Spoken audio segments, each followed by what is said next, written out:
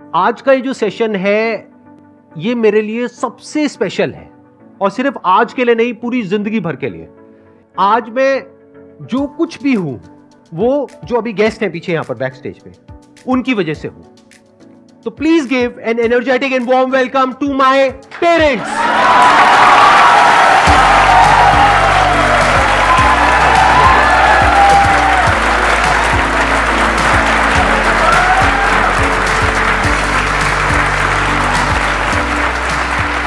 हाँ जी, प्लीज बैठिए। मैंने आपको बताया कि मेरे दिल में क्या है, अपने पेरेंट्स के लिए बहुत ज्यादा रिस्पेक्ट है, क्योंकि मेरे पास में यहाँ पे जो क्वेश्चंस आते हैं ना ज्यादातर लोगों के, वो ये आते हैं कि मेरे पेरेंट्स मुझे सपोर्ट नहीं कर रहे, मैं क्या करूं। अब इसका मैं आंसर नहीं दे सकता, क्योंकि मेरे पेरेंट्स ने हमेशा मुझे सपोर्ट किया है, अनकंडीशनली किया है, कभी मुझे कुछ भी करने से नहीं रोका। और जो मैंने किया, जैसा भी किया, इनफैक्ट अभी भी, आज भी मुझे लाइफ में कोई भी प्रॉब्लम होती है तो मैं सीधा अपने पेरेंट्स के पास में जाता हूं, जा करके इनसे पूछता हूं और मेरी उस प्रॉब्लम को सोल्यूशन निकल जाता है। कैसे निकलता है मुझे नहीं पता, लेकिन मेरी कोई भी प्रॉब्लम हो, कितनी भी बड़ी हो, उसका सोल्यूशन अगले दिन मेरे पेरेंट्स निकाल देते हैं।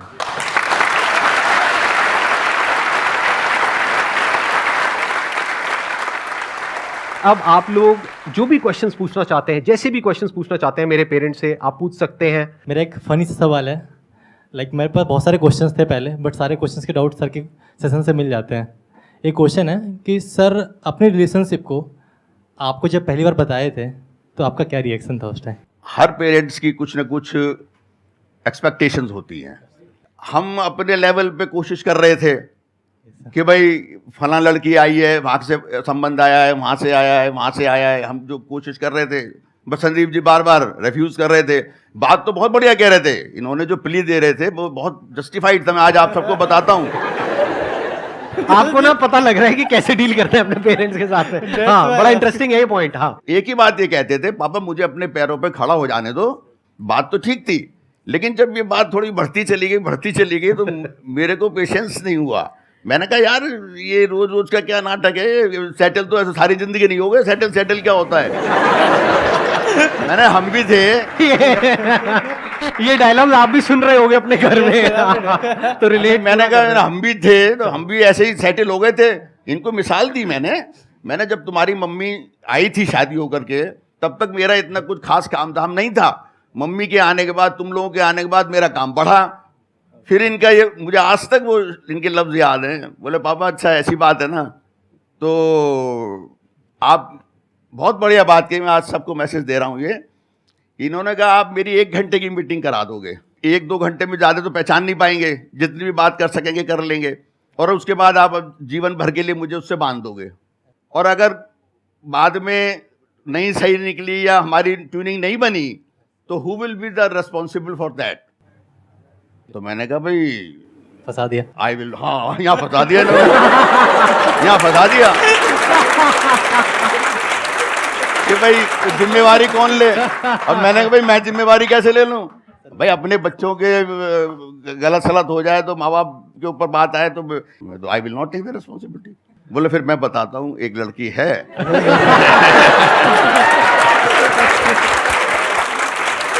और उसका नाम ये है और उसको ऐसे ऐसे। तो मुझे वो वाली बात हुई, जोर का झटका धीरे से लगे।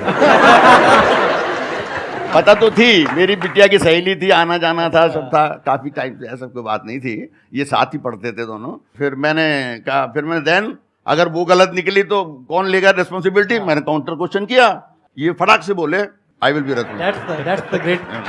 आई विल बी रेस्पॉन्सिबल। मैंने ठीक है, if you are responsible, you are taking responsibility, ठीक है, आई एम एग्रीड, बस खत्म कर दिया। You are great parent sir, you are great parent. Ma'am मेरा सवाल आपसे है कि जैसे लोगों के पेरेंट्स या ज़्यादातर उनकी मम्मियाँ बोलती हैं कि शादी के बाद लड़का बदल जाता है, संदीप सर में शादी से पहले और शादी के बाद क्या बदलाव आए हैं? जैसे पहले थे मेरे लिए वैसे ही अभी भी है, कोई चेंज नहीं है। वो बहुत ज़्यादा प्यार करता है हम लोगों को और कभी मेरी आंख में आंसू नहीं देख सकता वो, आज भी। Okay, thank you ma'am. इनकी एक आज बात बताता हूँ। अब चल ही रहा है सेशन, पर्सनली हो गया जब फैमिली का। इन्होंने एक बात कह रखी है और मैं ये मैसेज सबको देना चाह रहा हूँ, चाहे जो शादीशुदा है चाहे कुंवारा है, वो भी आगे के लिए सोच ले। ये कहते हैं मेरे होते हुए मेरे माँ बाप को अगर कोई तकलीफ आ गई तो मेरा रहना बेकार है। यही सिद्धांत आप लोग अपना लो। पेरेंट्स कैसे ही क्यों ना हो, पेरेंट्स का दिल आपने जीतना है। और एक बात मेरी और लिख के रख लेना, बड़ा हूं तुम सबसे, कि जिसने अपने पेरेंट्स का रिगार्ड किया तहा जिंदगी, वो कभी जिंदगी में गिर नहीं सकता, ये मैं बता रहा हूं।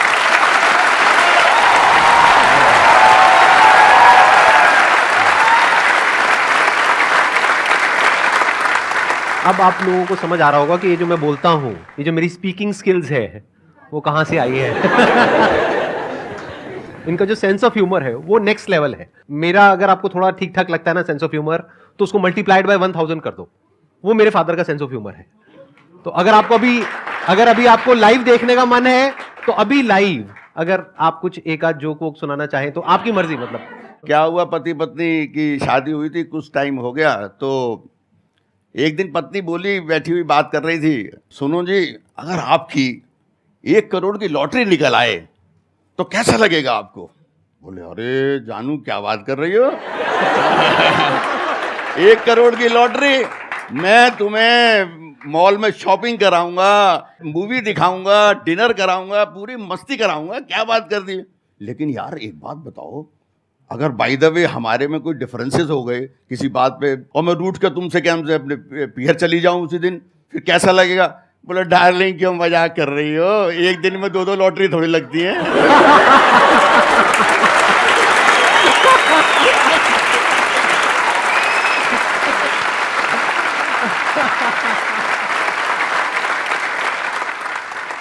कैसा लगा? मजा आया?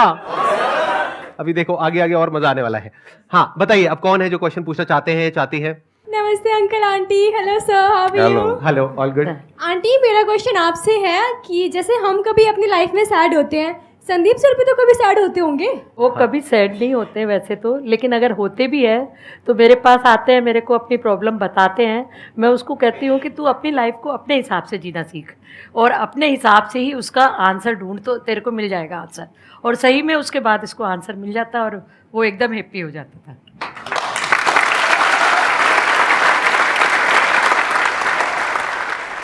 जो मेरे अंदर अभी फीलिंग चल रही है सर, वो मैं अपनी जुबान से नहीं बता सकता कि आप तीनों के लिए मेरे अंदर क्या फीलिंग चल रही है।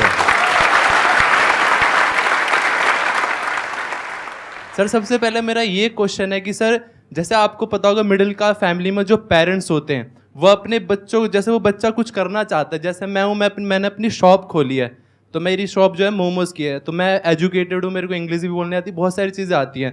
तो जब मैं मोमोज ऐसे निकाल के देता हूँ, मेरा इंटरेस्ट है कि मुझे खुद का काम करना है।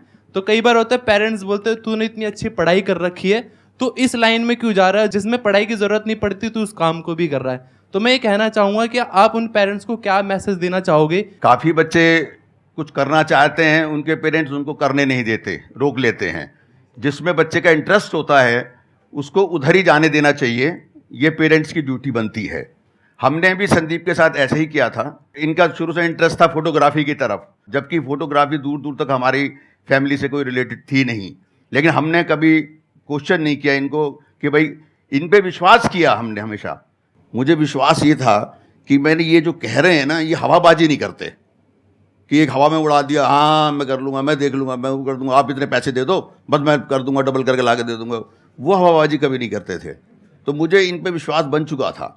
फिर मैंने कहा देखो समय के हिसाब से लाइनें बदली जाती हैं। जबकि लोगों ने उल्टा सीधा भी बोला काफी। हाँ, हमारे फैमिली वाले काफी लोगों ने उल्टा सीधा टॉन्टिंग करते थे कि यार ये कोई करने का काम है, ऑटो फोटो खींचना, ये करना, ये कोई ऑटो फोटो, ये कोई हमारे लेवल के काम है क्या ये? लेकिन हमने कभी इनको नेगेटिव नहीं होने दिया, लाइफ में कभी नेगेटिव नहीं होने दिया। हमारी फैमिली में भी काफ़ी सीए हैं, काफ़ी लोगों ने बड़ी पढ़ाइयाँ करी हैं। तो हम भी अगर चाहते हैं संदीप के पीछे पढ़ते हैं, भाई तुम भी सीए बनो, ये मत करो, इसमें क्या पढ़ा है, कुछ नहीं पढ़ा, तो हमने कभी नहीं टोका। और मैं ऐसे पेरेंट्स से कहता हूँ कभी बच्चों को रोकना भी नहीं चाहिए, टोकना भी नहीं चाहिए।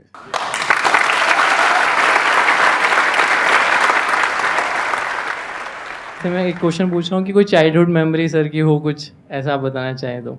बचपन में बहुत शरारती थे संदीप जी, लेकिन कभी मैंने इनको पीटा नहीं, मारा नहीं। हमेशा प्यार से इनको समझाया और फिर ये समझ भी जाते थे। इनकी जो शरारत थी ना वो अपनी छोटी बहन पे चलती थी।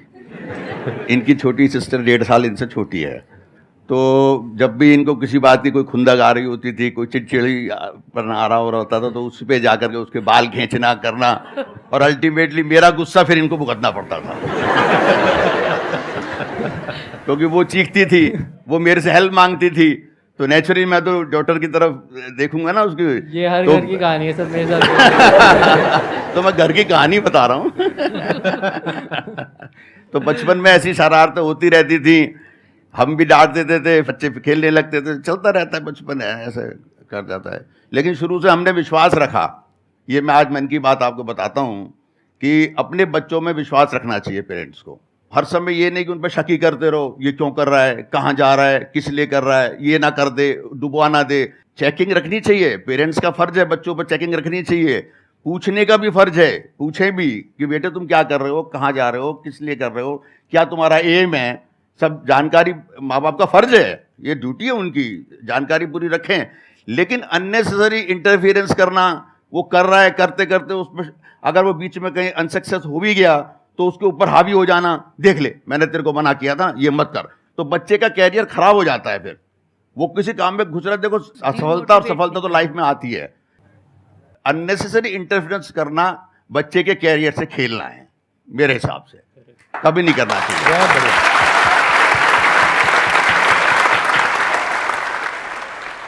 सर इतने सक्सेसफुल हो चुके हैं, आप लोगों ने भी इतना अच्छा अनुभव किया है, तो हम सब सक्सेस को पाएं, एक ऐसी एडवाइस हमें चाहिए।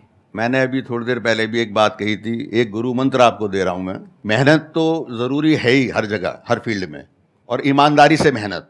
इस सब के बावजूद अपने माँ बाप की पूरी इज्जत करते हो और उनका हर तरह से ख्याल रखते हो, उनका हर वक्त आशीर्वाद लेने के लिए आगे रहते हो, तो मैं दावे से कह सकता हूं, एक दिन नहीं, 2 दिन नहीं, 10 दिन नहीं, महीने नहीं, 2 महीने नहीं, एक दिन सफलता आपके पैर चूमेगी। मैं दावे से कह सकता हूं, ये बहुत बड़ा गुरु मंत्र है।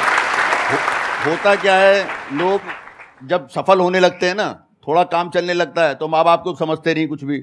उन्होंने आपको जन्म दिया है, लाके खड़ा किया है, जिस स्टेज पे लाके उन्होंने खड़ा किया है, उनकी कृपा से हुआ है ना सारा। जब उन्हीं की आप केयर नहीं कर रहे, उन्हीं की पूजा नहीं कर रहे, उन्हीं को रिस्पेक्ट नहीं दे रहे, तो लाइफ में आपको रिस्पेक्ट कहाँ से मिलेगी?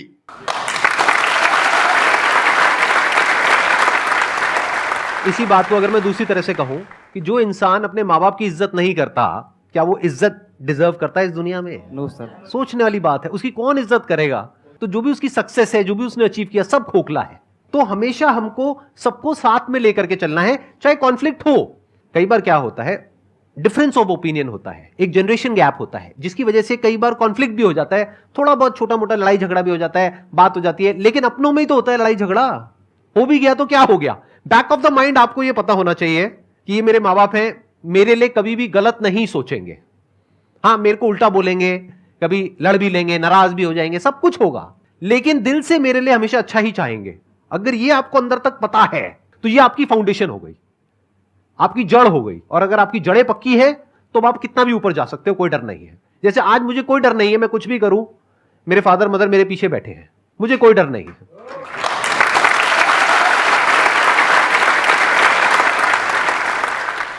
नमस्ते। नमस्ते आंटी जी।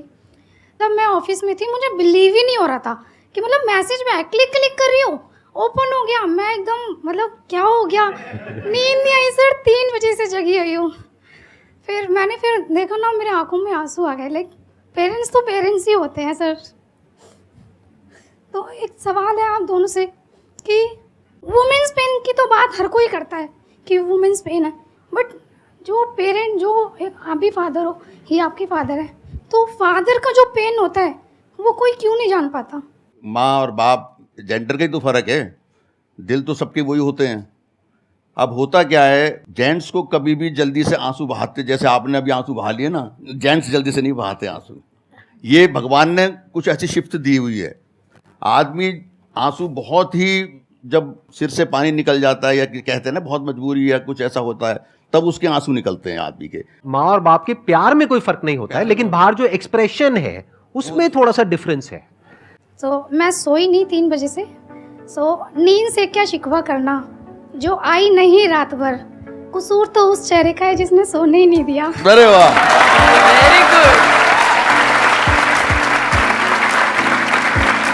बहुत अच्छा। एक और सुना प्लीज दूं? है वैसे। हाँ, एक और। जिंदगी में गम भी हैं, मुस्कुराती आंखें नम भी हैं। खुदा करे आप तीनों की मुस्कुराहट कभी ना रुके, क्योंकि आपके मुस्कुराहट के दीवाने हम भी हैं।